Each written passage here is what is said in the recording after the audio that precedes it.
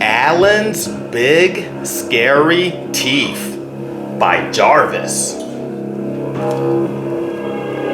Alan came from a long line of very scary alligators. He was known throughout the jungle for his scaring. It was what he did best. Alan would start each day polishing his scales, sharpening his nails, and brushing each of his big, scary teeth for at least 10 minutes at a time. And after practicing his frightening faces in the mirror, he'd sneak into the jungle for his morning round of scaring. Alan went snap, snap, and grr, grr. He said things like, "I'm big, scary Alan. Fear my razor-sharp teeth." He made the frogs leap off their lily pads, the monkeys tumble from the trees, and the parrots screech in terrible terror. "Wahaha, I love being scary," said Alan. After a long day of scaring the jungle animals, Alan would head back home to the swamp, relax, finish the crossword in the Jungle Times, and take out his false teeth. Nobody knew about Alan's false teeth. "Good night, teeth. Tweet dweems, my squarey snappers," Alan would say as he put them away carefully in his super secret hiding place.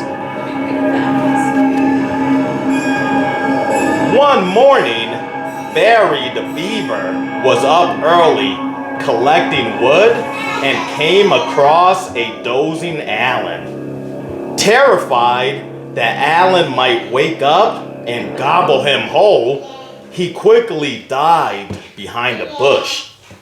"Whew, that was close," thought Barry, just as a set of false teeth fell out of a bush with a very familiar snap, snap. When Alan awoke, his teeth were gone. "My teeth! My teeth! Where are my teeth?" What could he do? Maybe no one would notice. Could he still be scary without them? He decided to head into the jungle as usual. He made the frogs leap off their lily pads, the monkeys tumble from the trees, and the parrots screech. With laughter! Alan just wasn't very scary without his teeth. Ha ha ha, hee hee hee. Alan slunk back to the swamp. He had never been more embarrassed. He came from a long line of very scary alligators. Scaring was all he had ever known. What would Alan do now? Poor Alan began to cry, just a bit at first, but then the tears kept coming.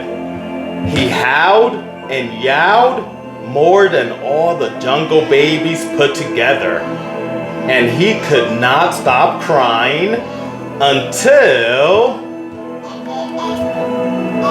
the next morning, when all the animals turned up at Alan's swamp with his big, scary teeth.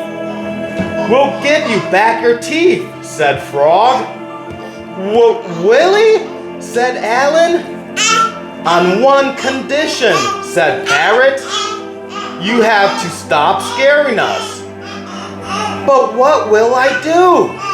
I don't know how to do anything else. We have an idea, said Frog. And so every day, after polishing his scales, sharpening his nails, and brushing his big, scary teeth, Alan headed into the jungle and became Alan the gardener, Alan the hairdresser, and Alan the dentist. But every night, he became Alan the big, scary storyteller, thrilling the jungle animals with his terrifying tales. Wahaha!